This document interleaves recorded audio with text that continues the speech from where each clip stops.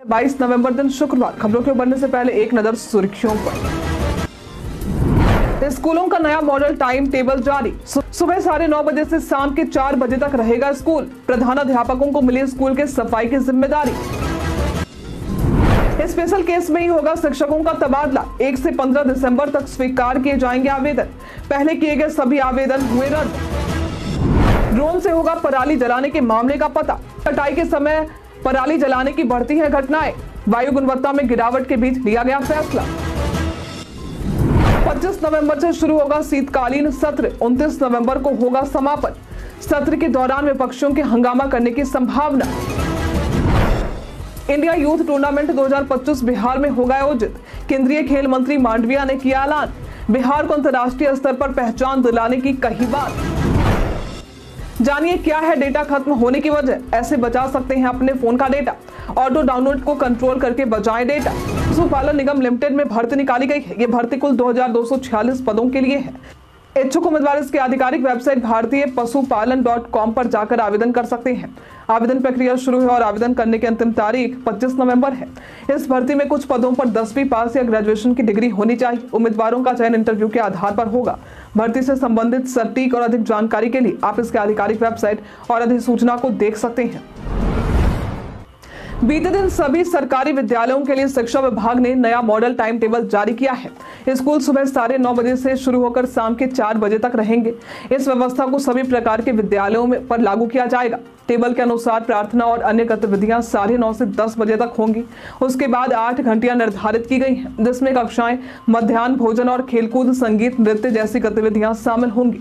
शिक्षकों को छात्रों के गेटअप, पोशाक और सामान्य ज्ञान की जांच करने की जिम्मेदारी दी गई है। शनिवार को बैगलेस गतिविधियां आयोजित होंगी और विद्यार्थियों को प्रतिदिन गृह कार्य दिए जाएंगे, जिसकी जांच अगले दिन होगी। प्रधानाध्यापक को स्कूल की सफाई की जिम्मेदारी भी सौंपी गई है। बिहारी बर्थडे स्पेशल में आज बात करेंगे लक्ष्मीकांत झा के बारे में। इनका जन्म आज के ही दिन वर्ष 1913 में बिहार के दरभंगा में हुआ था।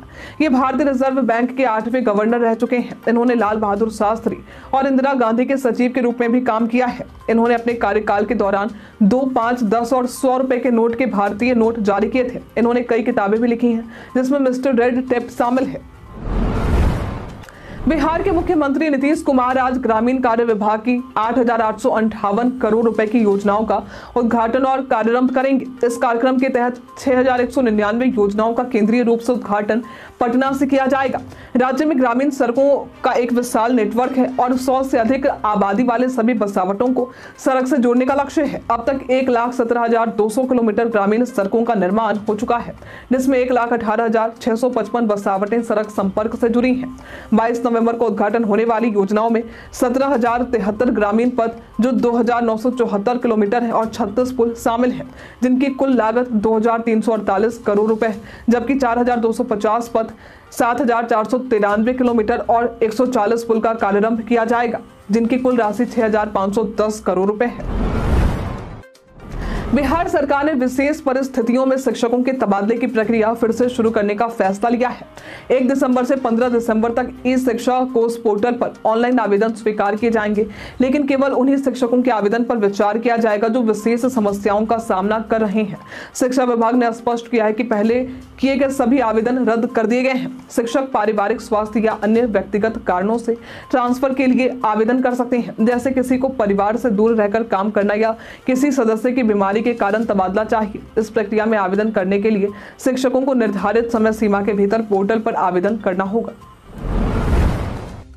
बिहार में वायु गुणवत्ता में गिरावट के बीच अब खेतों में पराली जलाने के मामलों का पता लगाने के लिए ड्रोन का इस्तेमाल होगा। कृषि विभाग के अधिकारियों ने बताया कि उत्पाद विभाग के साथ मिलकर ड्रोन का उपयोग करने का समझौता हुआ है।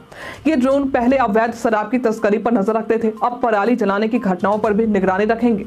इस समय पराली जलाने के मामले कम हैं, लेकिन जैसे जैसे धान की कटाई होगी घटनाएं बढ़ सकती हैं। पटना और अन्य जिलों में वायु गुणवत्ता खराब हो रही है। कृषि मंत्री ने अधिकारियों को पराली जलाने की घटनाओं पर नजर रखने और किसानों को जागरूक करने का निर्देश दिया है। केंद्रीय खेल मंत्री मनसुख मांडविया ने पटना में पाटलिपुत्रा स्पोर्ट्स कॉम्प्लेक्स में कहा कि खेलो इंडिया यूथ टूर्नामेंट 2025 बिहार में आयोजित होगा, जिसमें देश भर के खिलाड़ी हिस्सा लेंगे। उन्होंने बिहार में खेलों के प्रति बढ़ते रुझान को लेकर खुशी जाहिर की और बताया कि केंद्र सरकार बिहार को अंतर्राष्ट्रीय स्तर पर पहचान दिलाने के लिए काम कर रही है। मांडविया ने युवाओं से खेल में करियर बनाने की अपील की और कहा कि राज्य सरकार खिलाड़ियों को अच्छा प्रदर्शन करने पर सरकारी नौकरी दे रही है। उन्होंने प्रधानमंत्री नरेंद्र मोदी के विजन 2047 का भी जिक्र किया, जिसमें खेलों में भारत का स्थान 1 से 5वें स्थान तक पहुंचाने की योजना है। बिहार के राजस्व और भूमि सुधार विभाग के लिए म्यूटेशन अपील का निपटारा न होना एक बड़ी समस्या बन चुका है। अक्टूबर की रिपोर्ट में अधिकांश डीएसएलआर ने अपने लक्ष्य का 60% भी पूरा नहीं किया। विभाग ने पिछले डीएसएलआर की सूची तैयार की और प्रमंडलीय आयुक्तों को नियमित निरीक्षण का आदेश दिया है। म्यूटेशन अपील का निपटारा 30 दिनों में करना अनिवार्य है, लेकिन कई अनुमंडलों में निष्पादन दर बहुत कम रही। शेखपुरा और तारापुर में कुछ सुधार हुआ, लेकिन बेलसंड में 9.61% ही मामलों का निपटारा हुआ। विभाग ने 4 लाख लंबित मामलों के निपटारे का लक्ष्य निर्धारित किया है। वहीं रिश्वत मांगने के आरोप में जेल से रिहा हुए सिवान के डीएसएलआर राम रंजन सिंह को फिर से निलंबित कर दिया गया है। केंद्रीय सड़क परिवहन और राजमार्ग मंत्री नितिन गडकरी बीते दिन बोधगया पहुंचे, जहां उन्होंने बिहार में सड़क नेटवर्क को बेहतर बनाने के लिए कई परियोजनाओं का उद्घाटन और शिलान्यास किया। महाबोधि कन्वेंशन सेंटर में आयोजित राष्ट्रीय आर्थिक परिषद के अधिवेशन में उन्होंने कहा कि बिहार की आर्थिक स्थिति को सुधारने के लिए सड़क कनेक्टिविटी को बेहतर बनाना जरूरी है। उन्होंने बिहार के राष्ट्रीय राजमार्ग को अमेरिका जैसे बनाने का वादा किया है। इस दौरान 3,700 करोड़ की लागत से 6 एनएच परियोजनाओं का उद्घाटन किया गया है। गडकरी ने मोकामा से मुंगेर तक 4 लेन सड़क निर्माण और बेतिया में गंडक नदी पर 4 लेन ब्रिज बनाने की भी घोषणा की है। बिहार विधानसभा और विधान परिषद का शीतकालीन सत्र 25 नवंबर से शुरू होगा और 29 नवंबर को इसका समापन होगा। सत्र की शुरुआत राज्यपाल राजेंद्र विश्वनाथ हार्लेकर के अभिभाषण से होगी। इस दौरान कई महत्वपूर्ण बिलों पर चर्चा होगी और उसके पारित होने की संभावना है। ये सत्र खास है क्योंकि 23 नवंबर को झारखंड विधानसभा चुनाव और बिहार उपचुनाव के परिणाम घोषित होंगे, जो बिहार की राजनीति पर असर डाल सकते हैं। विपक्ष खासकर राजद, कांग्रेस और वाम दलों शराबबंदी नीति और स्मार्ट मीटर को लेकर एनडीए सरकार को घेरने की तैयारी कर रहे हैं। इसके अलावा भूमि सर्वेक्षण भी एक प्रमुख मुद्दा बन सकता है, जिससे सत्र के दौरान हंगामा होने की उम्मीद है। गया सिमरी बख्तियारपुर सलखुआ प्रखंड क्षेत्र अंतर्गत महादेव मठ निवासी अभिनेत्री संचिता बासु, जो साउथ फिल्मों में अपनी पहचान बना चुकी हैं, अब बॉलीवुड में कदम रखने जा रही हैं। उनकी पहली हिंदी वेब सीरीज ठुकरा के मेरा प्यार डिज्नी प्लस हॉटस्टार पर रिलीज हो रही है। हाल ही में जारी हुए सीरीज के ट्रेलर को दर्शकों ने खूब पसंद किया है। संचिता ने सीरीज में सानविका नामक किरदार निभाया है, जो एक दिलचस्प और इमोशनल कहानी पर आधारित है। उनके साथ अभिनेता धवल ठाकुर भी हैं, जो कुलदीप का रोल निभा रहे हैं। ये उनके लिए हिंदी प्रोजेक्ट्स में पहली बार शुरुआत है। भारत ने राजगीर के हॉकी स्टेडियम में महिला एशियाई चैंपियंस ट्रॉफी के फाइनल में चीन को 1-0 से हराकर खिताब बरकरार रखा।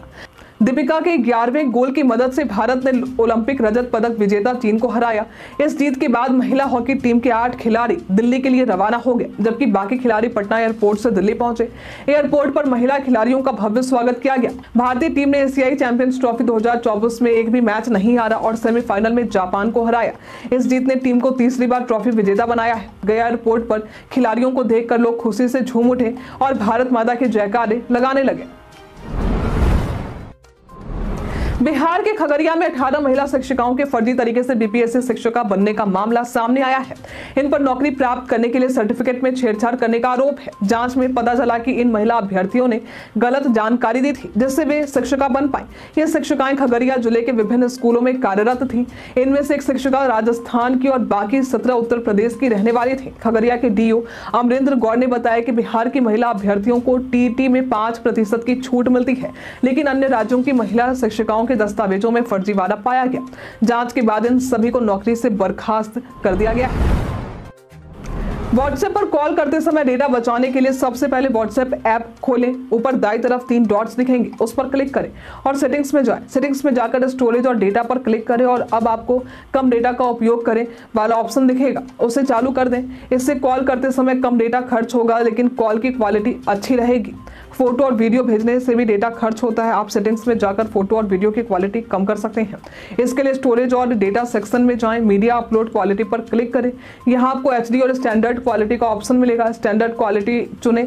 इससे फोटो और वीडियो की क्वालिटी थोड़ी कम होगी, लेकिन डेटा कम खर्च होगा। इस सेटिंग को चालू करने से कॉल के लिए कम डेटा खर्च होता है।